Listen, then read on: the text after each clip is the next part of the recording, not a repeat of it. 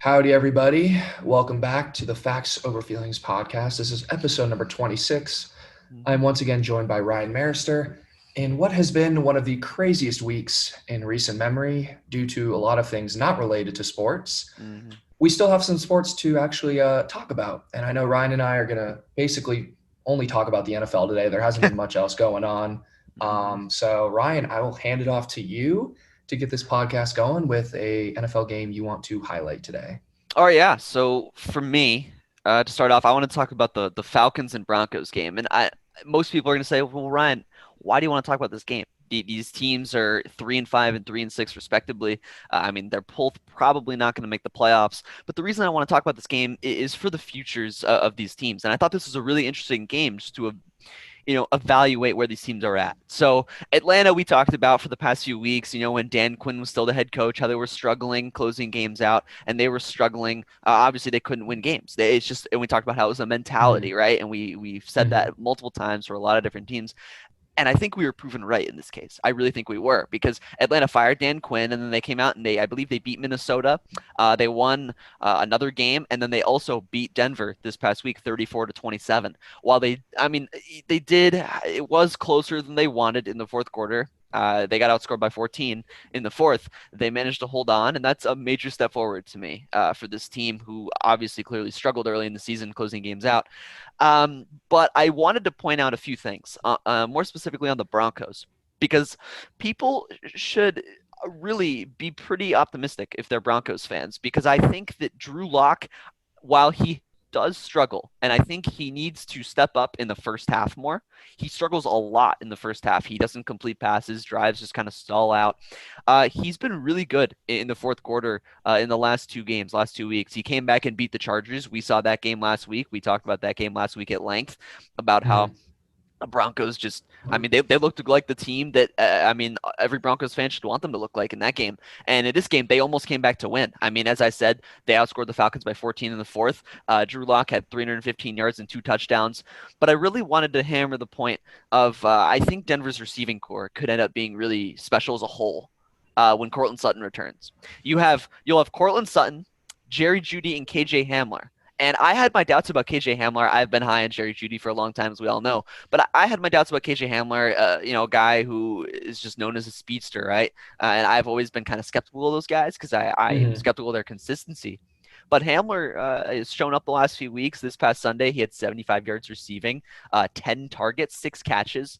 And I mean, I just think if this offense, if Drew Lock can continue to progress, he can start games off a little quicker, a little bit less cold than he has been. I think this team has a solid future to look forward to, and their defense is quite solid. It's top half of the NFL, so I think that both teams have stuff to be happy about and optimistic about.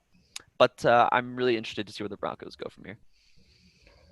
That was a great analysis of the game right there. I slightly disagree with you on Denver, and here's why. Okay. And it's in particular Drew Lock. And I know he had a great comeback win last week against the Los Angeles Chargers. But for me, look, in the fourth quarter, when the Falcons were up by, what was it? I think 34-13. Yeah. Of course, they're not going to play as tough. They're not going to be as focused on defense. They're going to play much looser coverage. And that's going to lead to a lot of garbage time stats. And that's what I've been seeing with Drew Lock is garbage time stats. Now, last week he got a little lucky and ended up winning the football game. But when you're down by 3 touchdowns to a bad Atlanta team and you can't move the ball for 3 quarters against a Mm-hmm. horrendous Atlanta defense, for me, that's not too encouraging. Mm-hmm. And I think Jerry Jeudy, who's had his drop issues all year, I think he's going to be great. But again, he had a big game yesterday. A lot of it was garbage time stats. Same thing with Hamler. Um, so for me, Denver needs to figure it out in the first 3 quarters because I'm not convinced on this team if they're only putting up points in the fourth quarter when they're already out of the game. And I don't love what I've seen from Drew Lock. I know their best receiver, Cortland Sutton, he's been out the entire year, but I haven't loved what I've seen from Drew Lock. He's looked good again, as I've said in garbage time. But for me, there's just something missing with Denver, and it's only his second year, so of course it's not time to give up on him yet. Mm-hmm. But you have to. I don't know. I don't understand the upside because you're down by so much to a bad football team, and you put up some garbage time stats. It's a poor man's Dak Prescott this year. Mm-hmm. So Okay. I don't know. Yeah, no, I mean that's fair. I just want to say one quick thing, just because I do kind of agree with you. I mean, it's without a doubt empty stats, and but I was just saying that if you're a team that like you're the Broncos at this point, I think with the injuries you've had this year and just how young you are, you're not really looking to necessarily be like making a push for the playoffs.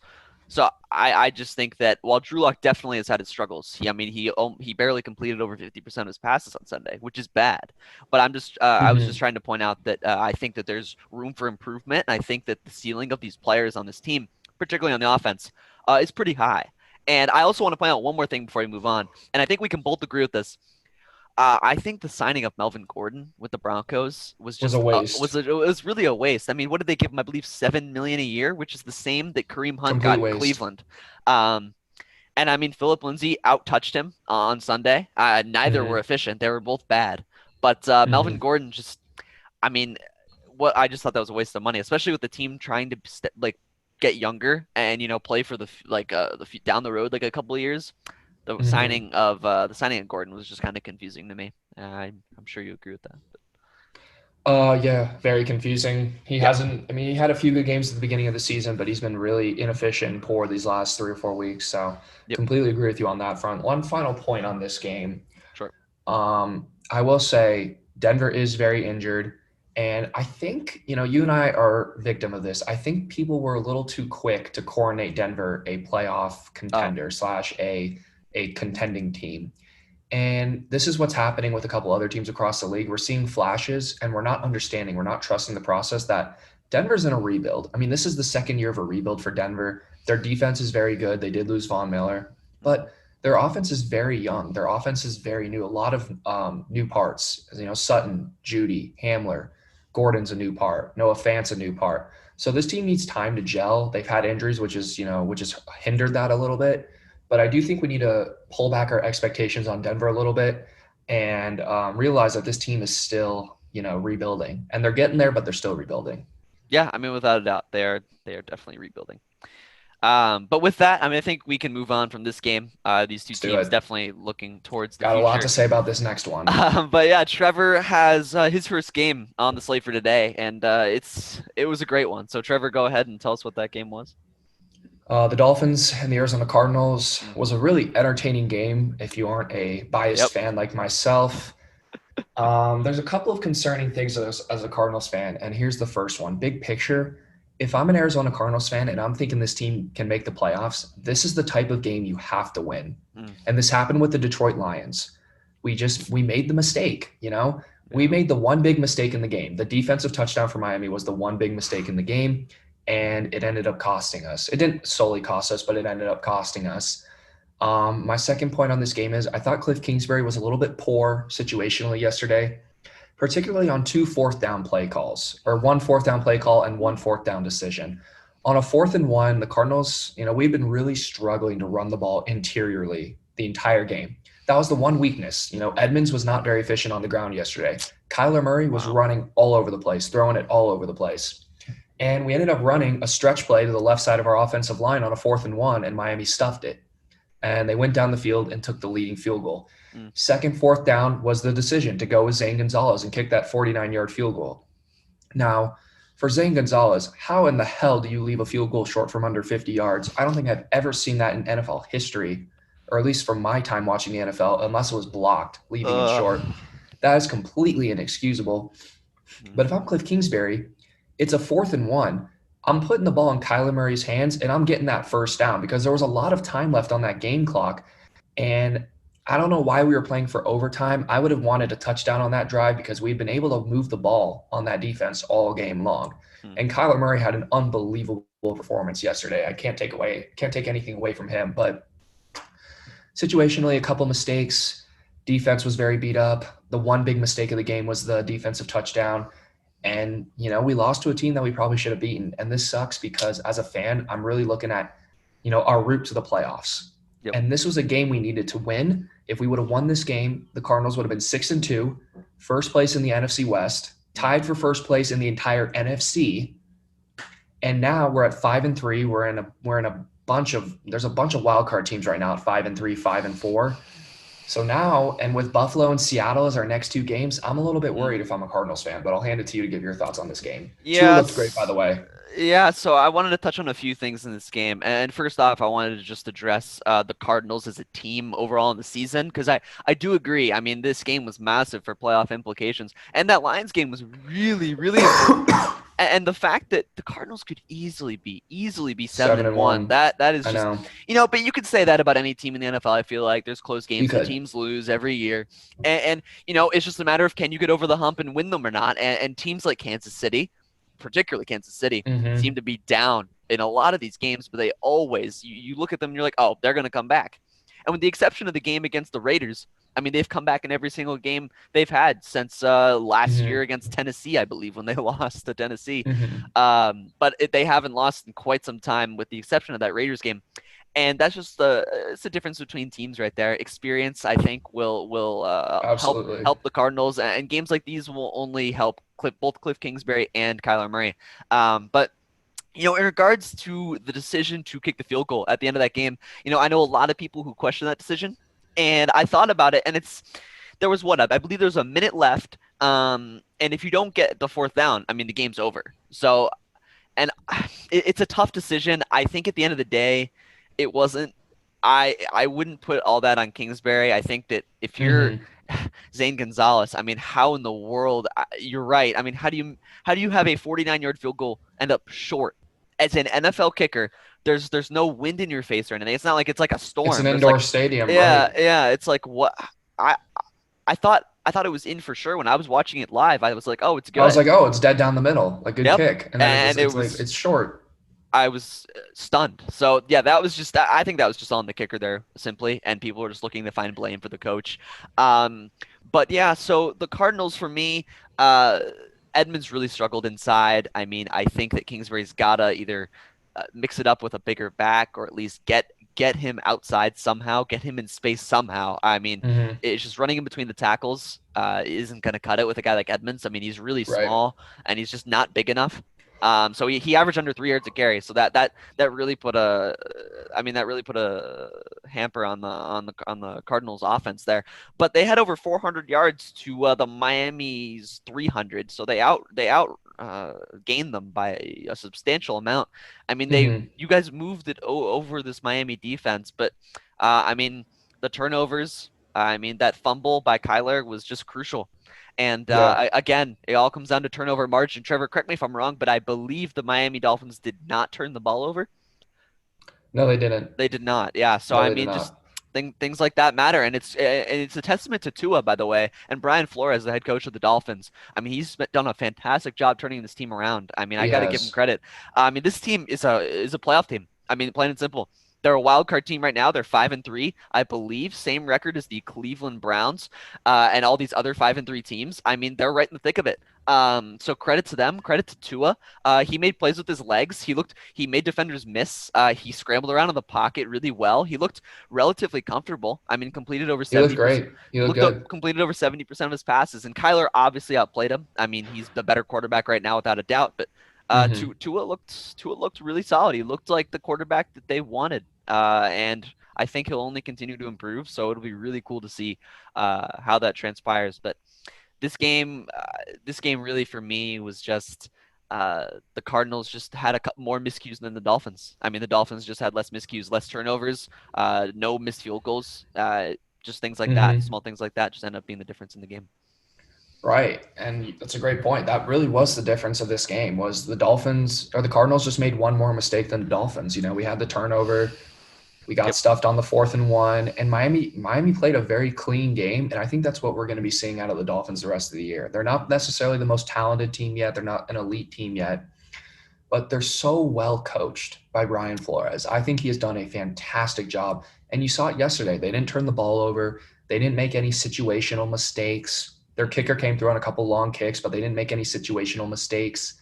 And that's a testament to the coaching. And Brian Flores has done a fantastic job with Tua, with the Miami Dolphins in general. And I think Miami is going to be a playoff team this year, from what I've seen these last few weeks. One final point Yep. on the Arizona Cardinals before I go. I do have to blame the defense a little bit, and I understand that the defense was injured, and Byron Murphy and Devin Kennard, two starters, did not start yesterday due to COVID. Mm. But we had this game was in our hands. Miami had a 3rd and Yep. 9 inside their 5-yard line, I believe. Mm. And I think they completed it for a first down. And I felt like if you get a stop, if you get one more stop, or if you make one, if there was another play Yep. where Tua, Devondre Campbell had a free sack at Tua and he just misses. If the Oh, and he got. defense can make, and Tua ran for like 20 yards on a first Mm-hmm. down. If the defense could have just made one more play yesterday, I feel like the outcome would have been different. And that's what's frustrating as a fan for me, because there were so many different ways this outcome could have been prevented. But I know Yeah. we have to move on and talk about another game. Those were just my final thoughts there on No, yeah, that there you one. go. And that's great analysis right there. And moving on from that game, my second game that I wanted to talk about for this week was the Bills and the Seahawks. Now, this game was really interesting to me because both of these teams are playoff teams without a doubt. The Seahawks fell to 6-2. Mm-hmm. The Buffalo Bills are now 7-2. And to me, going into this game, I thought the Seahawks were definitely the better team. I really did with Jamal Adams coming Same here. back. I was expecting the defense to step up. Carlos Dunlap making his Seahawks debut. I expected the defense to play better than it did. I mean, 44 points to the Bills. I don't care how many turnovers the offense has. That's just, to me, that's just not acceptable. Especially because you held the Bills to 34 yards rushing on 1.8 yards a carry, and you still give up Mm-hmm. 44 points. That is just, wow. That's really, really tough. So the Seahawks, to me, really looked abysmal on the defensive end yet again. That's troublesome. And Russell Wilson, we'll get into this conversation a little bit later at the end of this podcast about who is the MVP front runner. But Russell Wilson, to me, did not look like the MVP of this league. He did not. He simply did not. I don't care how good the Bills' defense is. It's been exposed in weeks prior, so I Mm-hmm. feel like it can definitely be exposed. And simply put, Russell Wilson just didn't play well. He fumbled the ball twice. He threw 2 interceptions. He had 4 turnovers in the game, and I don't know. It was just a really strange game. He got sacked 5 times. So that, I mean, it was just all around not a great game for Russell Wilson, and the whole team just ended up struggling, and they got 2 behind, and they couldn't come back in time. They couldn't score enough points, and that was that. Buffalo really had a handle on this game pretty much the entirety of Mm-hmm. the game, coming out to a quick 14-point lead. And Josh Allen looked good against a bad defense. He did what he was supposed to do. Over 400 Yep. yards, completed like 75% of his passes. Looked good. And yeah, so I don't really have much else to say other than I was disappointed in Wilson and disappointed in the Seahawks defense. I completely agree with everything you just said. The difference in this game was absolutely those 4 turnovers by the Seattle Seahawks. Buffalo did not turn the ball over once. And when you lose the turnover margin by 4 in a single Mm, NFL game, it is nearly impossible to win. I don't care how good or bad the teams are. It is nearly impossible to win an NFL game when you turn the ball over 4 times and the other team doesn't turn it over once. Josh Allen played one of his best games I've seen yesterday. He was incredibly efficient and overall just a terrific performance by him. mm, I thought the Bills defense did a very good job, as you mentioned, disrupting Seattle's rhythm, forcing turnovers, getting to the quarterback, making plays. And the Bills defense, you're right, had been exposed. They haven't been as good this year as they were in previous years, or I guess last year, for example. So the Bills defense played well yesterday. I know Seattle put up 34 points, but again, it was a lot of garbage time, a lot of playing from behind. mm. So I wouldn't get too nitpicky at that. Sure. But yeah, you're right. Whoa, sorry Mm. about that. Anyways, excuse me. It's okay. This is leading into the MVP conversation you and I are going to have a little bit later. I Yep. was, sure, I was ready to crown Russell Wilson MVP. Mm. And a couple things have happened in recent weeks where now, is he the MVP? He might still be the front runner, but guys like Patrick Mahomes, hard to count him out. Aaron Rodgers has had a great year. Hmm. I'm going to throw in Kyler Murray. I think Kyler Murray has had an MVP caliber year. So we'll talk about it. But yeah, Russell Wilson has definitely struggled these last couple of games. And final point, the Seattle defense, if Seattle wants to win a Super Bowl, they need to figure it out on defense. Their Hmm. defense is horrendous. Jamal Adams has done nothing to make it better. They brought in Carlos Dunlap for the sole reason of a win now mentality. And, they gave up 44 points to a mediocre Buffalo offense. That's just inexcusable. Yep. And I'm pretty sure Seattle has given up at least 30 points now in their last maybe 3 games. I don't know if they gave up 30 points last week. I mean, I wouldn't Um, be surprised at all. I they really gave wouldn't up be. 37 when they played Arizona. So this defense is a serious issue. And if I'm the Jets, I'm loving what I'm seeing. I traded away an expensive player in Jamal Adams. I got a crap ton of picks for him, Mm. and he's not making that much of an impact on his new team. So if I'm the Jets, I'm loving what I'm seeing. The Jets might be, you might say the Jets win this trade based on what we've been seeing from the Seattle defense and Jamal Adams. Mm. But serious issues on that end. And I still think Seattle's going to win this division, the NFC West, but there's some serious issues there on that defensive end. Yeah, I mean, without a doubt. And to your point about the defense, I mean, I think a perfect example here is the Kansas City Chiefs. I mean, with Mahomes becoming the starter 2 years back, they were a good team. They ended up not getting over the hump against the Patriots Mm-hmm. because why? I'd argue it was because their defense wasn't quite good enough. And I Right. think that they improved their defense. They got Tyrann Mathieu and they got a bunch of other young Frank Clark players. from Frank Seattle. Clark, yep. And so they ended up shoring up that defense. And what did it get them? It got them a Super Bowl. So in my opinion, I mean, you got to have at least an average defense to really win a Super Bowl. And I think the Seattle defense just isn't that. I mean, Trevor, you brought up a great point. This season, through I believe 8 games, the Seattle defense has given up over 30 points. Um, 6 out of 8 games this year, or 5 out of 8 games this year, Right, right. and they haven't given up any less than 23 points in a single game this whole season to any team. So you can't Mm-hmm. hold a team to under 20 points in a single game. I mean, I'm sure there's some bad teams in there, and you can't do that. I mean, you gave up 30 to the Patriots. Did we look Right. at the Patriots yesterday and look at how abysmal that team looks? And they gave up 30 to that team. So, like to me, it's just that defense has to step it up. It really Mm-hmm. does. So that's the story there for me. Um, so I mean, Trevor, if that's Cool. good, yeah. I mean, with that, we can move Moving on on to to another interesting game yeah to your next game. for a weird reason, but the Saints and the Buccaneers. And Uh, when I was filling out my Fox Bet Super Six yesterday, this was one of the games on there. And I was debating, do the Buccaneers win this by 7-9 or by 10 to 14 points? mm, Well, they lost by 35, so I wasn't quite right in that aspect. And for me, I was just dumbfounded. I don't really know what to say about this game other than I was just absolutely dumbfounded.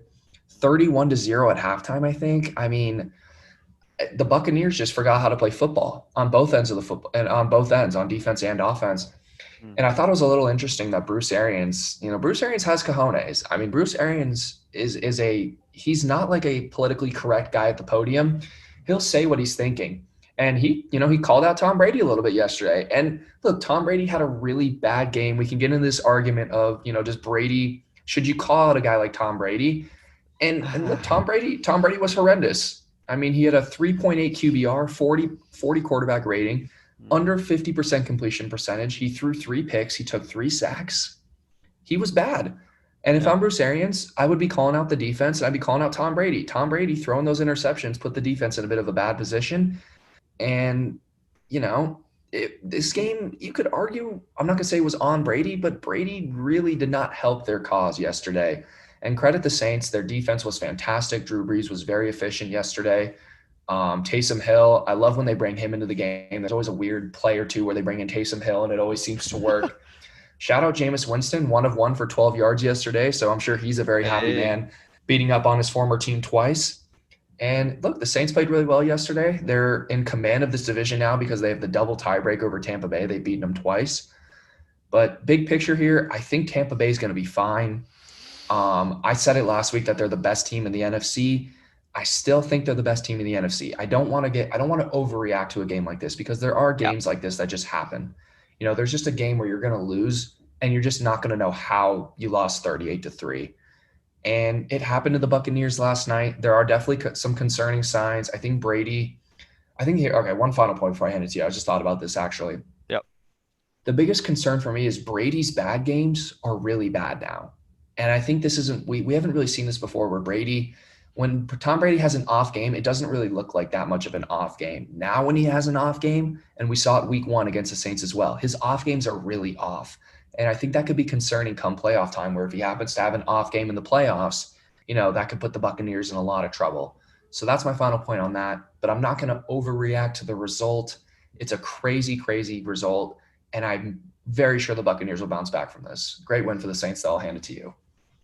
Okay, yeah. I mean, for me, so first I wanted to address your point about Brady. So for me, I wanted to first say that I don't necessarily agree that when he has bad games, they're really bad now, only because, I mean, prior to this game, he hadn't thrown a single interception in 5 weeks. I mean, he hadn't thrown a pick since the Chargers game back in, I believe, week 4. So, I mean, Hmm. I feel like Brady, I feel like he's played well, He pretty has. He has. with the exception of these Saints games, the entire season. I think the first week it was excusable because they were getting there was no code. The COVID offseason made it tough. They had limited time to practice as a team. They didn't have really that team chemistry that the Saints have. I mean, they have players like Alvin Kamara, Michael Thomas, who've been there for quite a long time with Drew Right. Brees. So I mean, they have the advantage clearly, and that's I think why they won Week 1. But this game, I mean, Brady.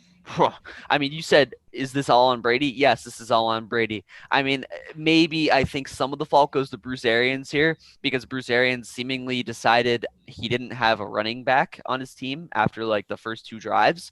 The Buccaneers had 8 yards rushing in the game, uh, and they rushed the ball, I believe, 4 times. 4 times the entire game. There were 4 rush attempts by the Tampa Bay Buccaneers. So that to me is a great way to get a game, you just get a game totally spiraling out of control. I mean, when you have absolutely no balance, the time of possession difference was, I believe it was 19 minutes of possession for the Buccaneers versus 40 minutes for the Saints. 40. They had twice Hmm. the time of possession of the Buccaneers. So that right there, I mean, I think that's on Arians. But Brady looked terrible. I mean, he had 3 interceptions. He threw for 200 yards in a game where he threw 40 times and he completed barely over half of his passes. So he just didn't look good. Uh, and I think that that's all there is to it, really. The whole team just looked terrible. I was really surprised because they had looked good for the last like 5 or 6 weeks, ever since that Bears game, where they really shouldn't have lost that game either. But that's besides the point. They looked really good coming into this week. I mean, Trevor said it. He said, I was debating whether they were going to win by 5 or 6 or 9 or 10. I mean, you just I thought they were going to win too. And it was, I mean, they got destroyed at home, which, wow. I Yeah. mean, that was just surprising to me. One other thing I wanted to add, I think it's funny that people think Alvin Kamara is a great like runner between the tackles because I really don't think he is. I mean, this is kind of besides the point, but Taysom Hill outrushed him in the game. I just thought that was kind of funny. Alvin Kamara had 40 rush yards, which is fine, but like I think people need to recognize like the role that Kamara plays. He's an agile receiver who makes people miss in the open field, and he's not, a great between the tackles runner. It's just the way he is, and Well, I think Kamara uh, is a fantastic player, he's a fantastic fantastic NFL player. he's a fantastic player. But He I'm might have pointing. a small weakness of running between the tackles, but he's utilized in so many different ways that that's almost not necessary Yes, in a I'm not. sense. Yes, of course. I'm not saying it's necessary. My point is, I think that people need to realize that Kamara's not, at least in my opinion, he's not a guy who is just elite in every facet of the game for a running back. I think that he just isn't great at running between the tackles, but he's great at everything else. I mean, even at pass protection, he is very suitable and he's amazing. He's Hmm. probably the best pass catching running back in the NFL, and he's great in space. So I don't want to take anything away from there. I was just pointing that one part of this game Gotcha. out. But yeah, I mean, that's all there is to it, really. I think, unless you have anything to add.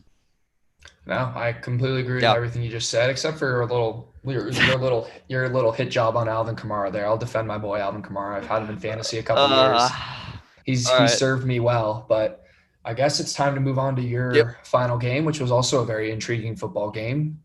Yes, it was. Send it to you, Ryan. Go ahead. Yeah, so my final game was the Steelers and the Cowboys, and I'm not going to talk about this game for too long, but I want to touch on this game because, it was the first game in which I saw the Cowboys put up some fight.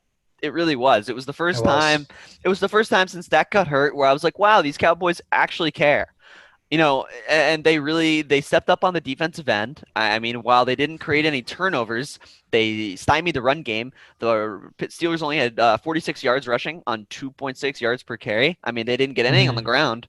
And Big Ben struggled to move the ball up until the fourth quarter. They only had 9 points in the first 3 quarters. But I mean, at the end of the day, the Steelers came away victorious, and this is what great teams do. This is what great teams do. They find a way to win in spite of adversity, in spite of challenge, in spite of close Great point. games, and bad play. They overcame bad play. It's simple as that. I mean, as I said, the run game didn't look great. I mean, the defense didn't do as much as I thought it would. They only sacked Garrett Gilbert twice, which was really surprising to me. They didn't get to him as much as I thought they would. And yeah, but at the end of the day, the Steelers ended up overcoming it, both due to winning the turnover battle and having less penalties. Both of those things, they beat the Cowboys in. And, that's just, again, what these great teams do, these Super Bowl contenders do. And I wanted to point out one more thing. Ezekiel Elliott is the one guy on this Cowboys team that I look at him and I feel like he's given up. And I understand that these players are demoralized, or some of them are, that Dak got hurt and he's out for the year. But for a guy like Ezekiel Elliott to have his team be in the game the entire game and to get outrushed on half the carries by Tony Pollard. Tony Pollard had 9 carries for 57 yards. Ezekiel Elliott had 18 carries for 51 yards. So I don't want to hear that it's a product of the offensive line. I mean, this to me was just Ezekiel Elliott just not being effective. And to me, he's just I'd like to see more consistent effort out of him, even when they're down and seemingly out this season. Yeah, I want to build off your point about how great teams find a way to win. And I'm going Yep. to go back to my Cardinals for a second. And this is the difference between a contending team like this Pittsburgh Steelers and a team that needs to learn how to win, and a young team like the Arizona Cardinals who need to learn how to win. The Steelers can find a way to win when they probably played one of their worst games all season. They did not look good on either side of the ball. The defense looked okay, but Garrett Gilbert was having some success against this defense, Mm-hmm. and the offense was really bad for 3 quarters. They only put up Yep. 9 points in the first 3 quarters of this football game, and they still found a way to win the football game. So I'll credit the Steelers there. Bigger picture for the Steelers, though, and I've mentioned it on this podcast, I am not entirely sold on this team. And I get it, they're 8-0. They're going to be there, but I don't see them coming out of the AFC, and I don't think they're better than Baltimore or Kansas City. And I'm convinced of that, Wow. especially Kansas City. They are nowhere near Kansas City. Not nowhere near. Kansas City is certainly better than them, and I still think Baltimore's a better team. We talked about it last week, how much Baltimore dominated the game. Lamar made a couple mistakes, and that's why the Steelers won. And I'm not sold on this Pittsburgh Steelers team. And I get it. Dallas played hard yesterday. They gave it all they had. But this is Dallas's 4th quarterback of the season. Garrett Gilbert is their 4th quarterback to start a game this season. And you can barely beat this team. It comes down to a 4th quarter game-winning drive and then a 4th quarter, last play stop in the red zone. I mean, I don't see it with Pittsburgh. I don't love Wow. Big Ben. He had a good 4th quarter. He had a decent stat line yesterday. The defense is good, but it hasn't been – okay, the defense is good. I shouldn't say anything about the defense, but it hasn't been as good as I thought, particularly these last couple of games.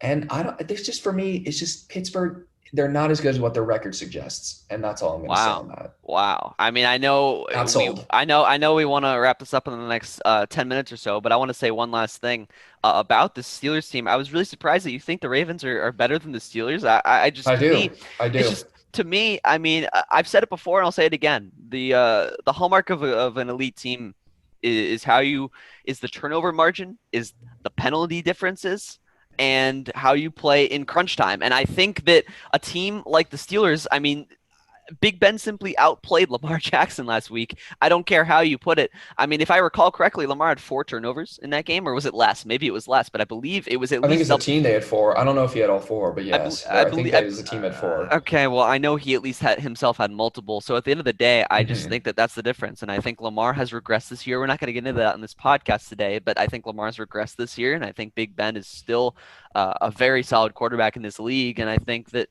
the Steelers are just a better overall team. But we'll see what happens. We'll agree to disagree, and we'll see who's right coming into the stretch run of the season. Yeah. So, Trevor, I'll be right, but I guess we can see. We'll wait and see. Okay. We'll see. We'll see about that. Moving on to your final game, Trevor. Final game. Yep. A very entertaining football game. And I want to talk about this because this is the blueprint to beating the Kansas City Chiefs. Carolina showed us the blueprint to beating the Kansas City Chiefs. They didn't actually end up beating the Kansas City Chiefs, but they did all the right things. And I thought Matt Rule did an incredible coaching job yesterday in this football game. So I want to talk about a few things. One, Christian McCaffrey coming back is huge for that offense. Mike Davis did a good job filling that role, but Christian McCaffrey's special. And there's no running back or player like him in the NFL. I think McCaffrey is the best running back in the NFL. Second point is Matt Rule coached a brilliant game, Okay. called a fake punt that worked perfectly, bought him an extra possession, called an onside kick that would have worked perfectly if Joey Sly let the ball roll out another half yard because they fooled Kansas City on that. Kansas City started running, and Carolina had about I think the commentator said they had about a 15-yard cushion, and Joey Sly was in front of the football. He was shielding it, but he didn't let it roll out the full 10 yards. Mm, And for me, that is how you beat Kansas City. You have to somehow find a way to keep that offense off the field and buy yourself as many possessions as possible. Now, Carolina ended up losing the game, but they were competitive the whole way. And this is an example of a team that on record, on paper, they're 3-6. But if you look at the teams they've played and you look at how hard their schedule is, this is the best 3-6 team in the NFL. And I think Carolina, if they played, the bottom half of the NFL the rest of the way, this is a team that could rattle off, 5 or 6 wins out of the last 7 games. I don't know their schedule, but if their schedule lightens up, I could see them easily going 8-8 this season. I think this is a very, very good football team, a very well-coached football team. And I think that's the blueprint to beating Kansas City. You have to find a way to keep Mahomes off the field as much as possible, and you have to find a way to buy yourself extra possessions because that's the only way you can keep up with the Chiefs. And they put up 30 points, which helps as well. Hand it to you to talk about it, though, Ryan. yeah, so for me, I don't know if I necessarily agree that it's a blueprint to beat the Chiefs, only because I look at this game and I think about all the elite teams that have tried to beat the Chiefs. And I think of specifically the Baltimore Ravens. I think of a team that is the perfect team to beat the Chiefs. They're a run first team that are an elite running team, seemingly. I mean, at Mm-hmm. least they were last year, and have an elite defense.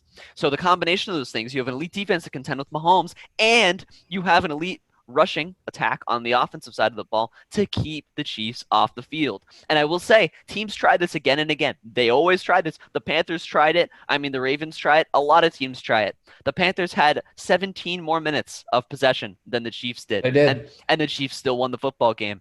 I mean, to me, it at the end of the day, to me, you simply, and it's not simple. I say it like it's simple and it's not. You need to force turnovers. You need to make Patrick Mahomes make mistakes. And to me, it's extremely difficult.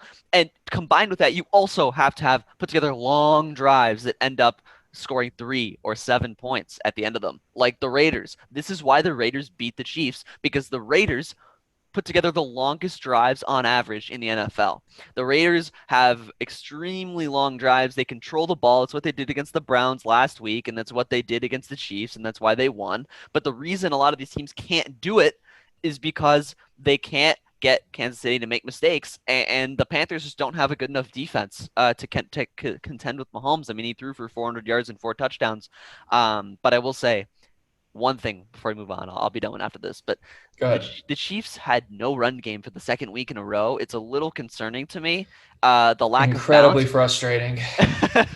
it looks it looks like I mean it looks like last year to me. I mean it really does. Even worse it seems at this point. I mean I think they'll balance out as the season goes on and as they get to the playoffs. But I mean they had 12 rushing attempts. Edwards-Helaire had 5 rushes. Le'Veon Bell at 4 for a total combined of 22 yards between the two of them. I mean, that's just not going to cut it. While they weren't efficient, they certainly didn't get the volume that they need to get in a rhythm. So, I mean, I get it was a close game. I get they're behind, but, I want to see a little more balance out of that team. But I have full confidence in Andy Reid and Patrick Mahomes to close these games out. As I said earlier, I have full confidence that they'll come back and win these games. I I I kind of okay. So I agree and disagree with what you said. I think Carolina is remember they're 3-5, but if you look at how Carolina played, outgained Kansas City, won the turnover battle, dominated time of possession, more first downs. That's the blueprint to beat Kansas City. But as you mentioned, Carolina's defense is not good enough, and Carolina as a Yep. whole is just not quite a good enough team. But I did want to bring it up that this is how you beat the Kansas City Chiefs, and obviously Carolina might not be good enough to do it, but if Pittsburgh had these same numbers, I think the Steelers would have won this game. If Baltimore had these same numbers, I think Baltimore would have won this game. It's hard to say, but if Kansas City runs into an elite team in the AFC like a Pittsburgh or a Baltimore, I think this is how you beat them. You have to be able to control the possession, and you have to be able to buy yourself extra possessions, which is exactly what Matt Rule did yesterday. Unbelievable coaching job by Matt Rule, and it ended up being a Fair. loss, but that's what I saw. Yeah. And obviously, Patrick Mahomes, one final point, the whole balance thing.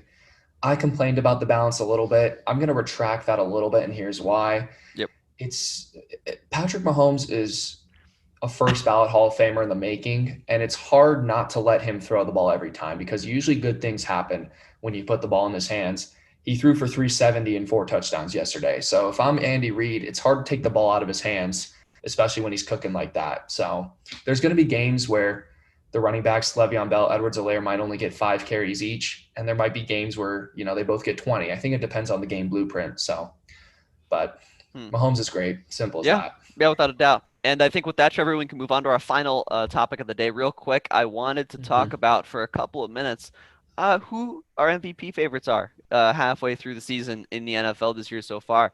And Trevor, if you don't mind, I'm going to go right ahead and just give my quick take on Yeah, go ahead. these players. So for me, honestly, I had doubts for a few weeks in the season, but at this point, I pretty much have no doubt who the front runner is, and really, it's not all that close anymore. And it's Patrick Mahomes, plain and simple, Mhm. And everyone's gonna say, "Well, this is a boring pick." Well, sure, maybe it is, but a lot of people think Aaron Rodgers or Russell Wilson are the front runners. A lot of people do. The media pushes Russell Wilson really hard, and I know he deserves votes. I know he does. He's never gotten a vote, I don't believe, and he should get votes, but I don't think he should win it. And here's why. I think Mahomes, I mean, he's second in the league in touchdowns with 25 passing touchdowns, second in passing yards, and he has the third best passer rating. He also has the lowest interception percentage of any NFL quarterback to attempt at least 1,000 career passes. On 300, Wow. Trevor, on 325 attempts this season, he's thrown one interception. One interception. He has one. Wow. He has no fumbles. One interception. He's turned the ball over one time. And people say, well, why can't anyone beat the Chiefs? And that's why. I mean, the guy doesn't turn the ball over. He doesn't make mistakes. And I know people who say, wow, what a risky throw. How did he get away with that? Like it was almost picked. It's like, well, maybe it was almost picked, but I bet you Mahomes thought in his head, he's so good at taking care of the football. I almost assure you he knows before he throws the ball the chances of the ball getting picked. Very rarely does a guy like Mhm. him make a mistake when throwing the football, and it shows in his Mhm. ability to keep the football on his team's side at a historic level. I mean, the guy just doesn't give the ball up in that way. So to me, that's why he's the MVP, because he's on pace to have high yardage, top 3 in the NFL, top 3 in TDs, and takes care of the football at historic levels. So I just think with a combination of those things and the fact that they're 8-1, I just think you have to have him as the front runner.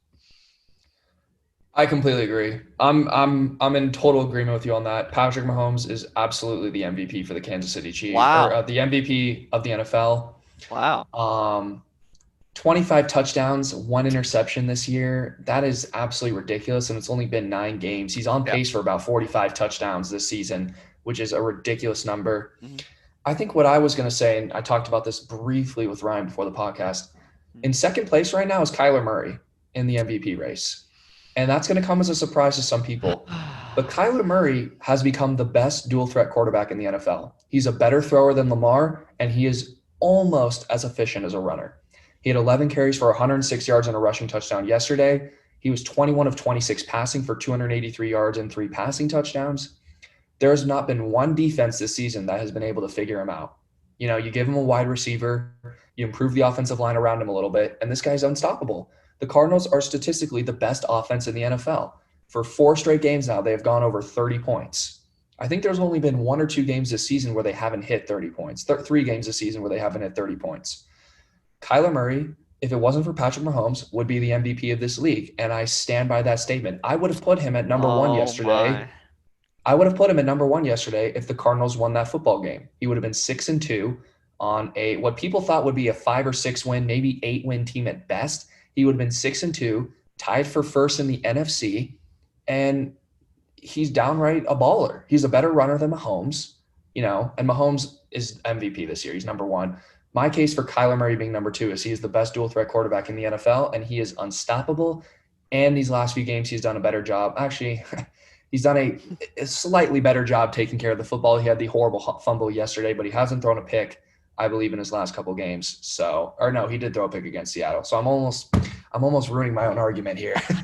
Yeah, so What I will say Go is ahead. the turnovers are hurting him a little bit, but no defense has been able to figure him out. And the Cardinals have the best statistical offense in the NFL. That is why he's number 2 on my MVP list. Yeah, so I have to address this before we end this podcast. I have to talk about this. I cannot let Trevor say that Kyler Murray is second on the MVP list, and he said that Kyler Murray is the best dual threat quarterback in the NFL. And to that I say, have you heard of Russell Wilson? I don't care if he has turnover issues on this past Sunday. I don't care if he has slightly more turnovers than Kyler Murray in the season.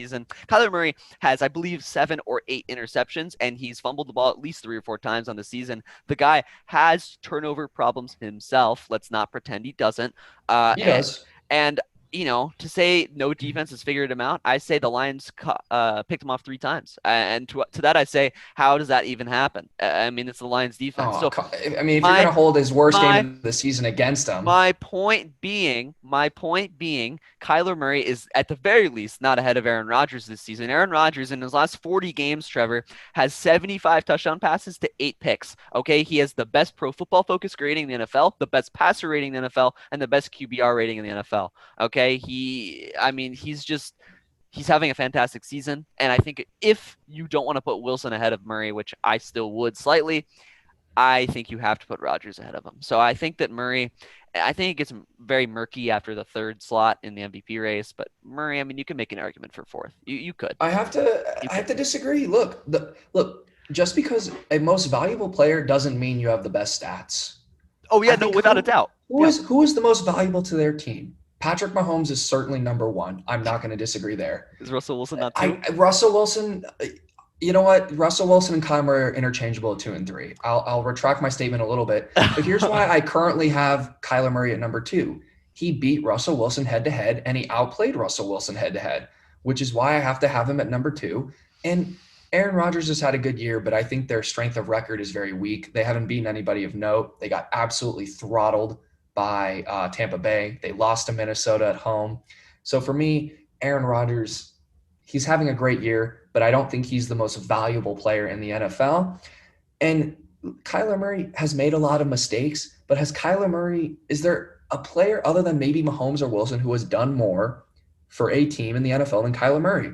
As I said, the Cardinals are statistically the best offense in the NFL. You can look it up. I believe we average the most yards per game, and I think we're 2nd or 3rd in points per game. And that's largely attributed to Kyler Murray. And for me, it's hard to not put him in the conversation. He's not ahead of Mahomes. You can argue he's not ahead of Wilson, but he outplayed Wilson head-to-head. So I think there's a strong argument for Kyler Murray to be number 2 in the MVP discussion. If he would have won yesterday's game, he would certainly be clear-cut number 2. Interesting. Well, I mean, we could go in circles about this for an hour. We really could. But I mean, we'll just have to let the season play out. I mean, I will say Trevor is right. It's about most valuable player, not the best stats. You are correct. And I think it comes down to which team without the player would be absolutely lost without them. And yeah, I think that gets lost sometimes in the MVP discussions, particularly in the NBA.